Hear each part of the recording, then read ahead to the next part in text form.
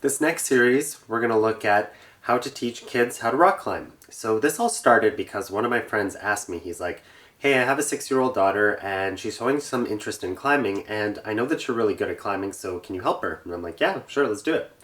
So we went to a climbing gym and I told him that, I have a YouTube channel, and he's like, oh, I'm totally fine if we take some clips of my daughter climbing and you can also post it to your YouTube channel. I'm like, done, let's do it. So a little bit about me. I've been climbing for 13 years, and when I go to gyms, I kind of just see some people struggling and I go, hey, do you want some help?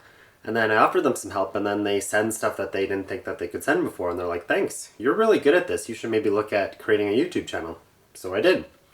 Anyway, we're going to look at now a few of the lessons that I learned when I first started climbing with Claire.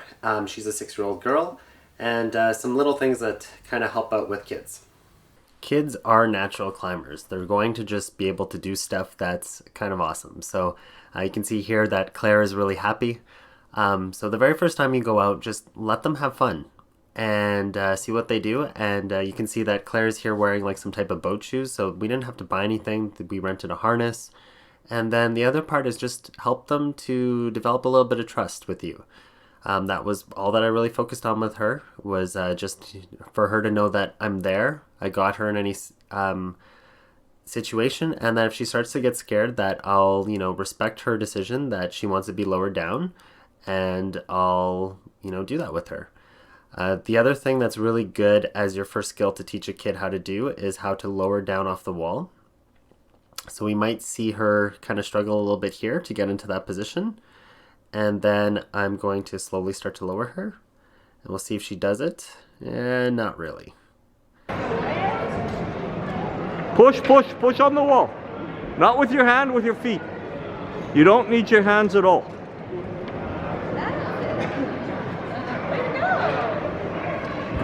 I noticed that the tool I kept using the most often was just simply counting.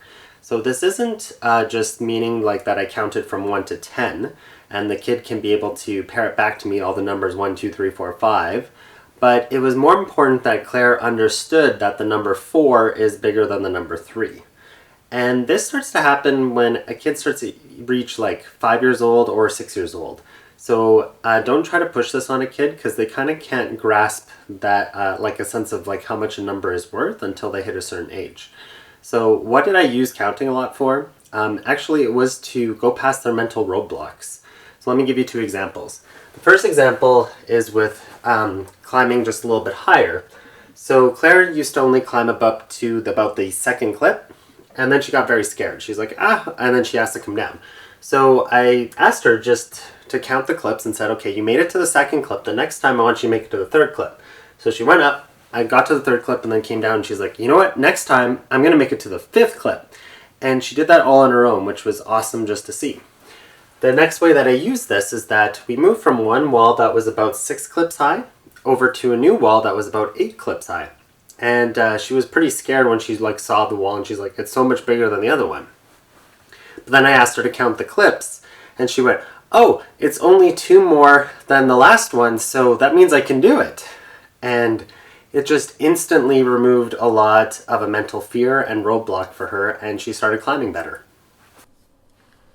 The next tool that I really love using is a laser pointer. So when you're talking to a kid and you try to say like, go to the left, go to the right, use your left hand or right hand, they don't really understand it at the moment, because there's kind of like a lot of stuff going on. Even though they might like get it when they're on the ground, when they're on the wall, they kind of can like, get a little overwhelmed. So here you'll watch me as I try to describe to Claire what to do, and then I get a laser pointer. A little bit to the left, Claire. No, other left. So over here where the flashing light is. Look at the wall, Claire. See the flashing light? Look to your left. Other side. Look at other side. Look to your left. Yeah, you've got your feet. Get your foot in there. See that? Grab this hold. Yes. That's awesome, Andrew. The very best athletes in any sport are both talented and they put in the hard work it takes to develop new skills. So when you're going to be training a kid to rock climb, what you should be doing is focusing on not only just bringing them out and letting them climb, which is their talent portion, but you should be focusing on some type of cross training, which is their hard work portion. So with Claire, what I did is the very first day we went climbing together, I brought her up to a spot and we did jumping jacks together. And then I got her to do a few stretches. Now I know that she's a 6-year-old girl and she can bend into like whatever position she needs to because she's super flexible, but that's not the point. It's just that she starts to learn that stretches are important. And then I brought her to a spot where she could start to learn some skills. And then I took her to a bouldering area so that she could demonstrate those skills to me. And then I brought her over to a rope wall. Now, this is very important because if all you're going to do with a kid is just climb, what will happen is at some point they're going to hit the point where they won't be able to just have talent anymore. It's going to get harder and they won't know how to push through this barrier. They'll probably get frustrated and want to quit. So rather than doing that, you're going to say, okay, I know that it's hard right now, but we're going to go over and practice some skills so that you can make it past this barrier. And with that, I hope that you guys will get a lot from this series. And if you have any questions that you want to ask and say, hey, I'm curious, like, how do I do this with my kid? Or if you are a person who has trained a lot of kids and you're like, hey, here's some great tips, why don't you try this out? Like, I'd love to hear that. So leave some comments down below. And I hope this series works out for everybody. In case you're curious, this is a 12A climb at the back of Lake Louise. This is a classic climb in the Bow Valley area. This is called Nobody's Girl. And this is actually Renee climbing here, and she's trying to get the ascend for her very first 12A. She kind of struggles at this next point. Spoiler alert, sorry guys. But this is what it's like to lead climb outdoors, in case you've have never seen this before. And I kind of wanted to show people this just because maybe, you know what, you get inspired. And it's also really cool to watch a girl climbing, especially for other females. They like seeing, you know, another girl doing it. So as you saw, Renee right there just needed to take a rest. So she didn't get the send, but she's going to work on trying to see if she can climb this route. Okay, climbing Jess.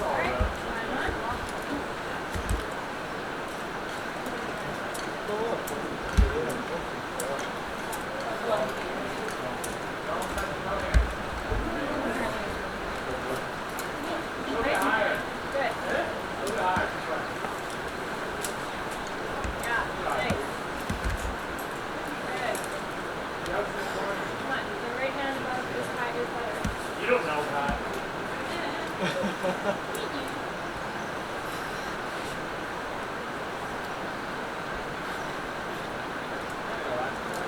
Get up into that rat and blast it. Right. Come on. Yeah, nice. Nice. Yep. Come on. Nice. There's the right hand. Come on. Right hand's so good. Yeah, come on. There it is. Yeah, nice. Come on, Renee. Your right foot solid, your right hand solid. Get into a comfortable stance and Yeah, buddy. oh. We'll grab the draw shoe. Got it. Straight up, right through that crack that's right above your head.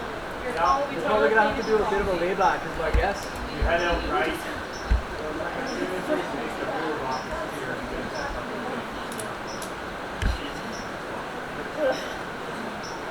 Okay, I'm gonna fall. Okay, I'm with you. Nice try, Renee.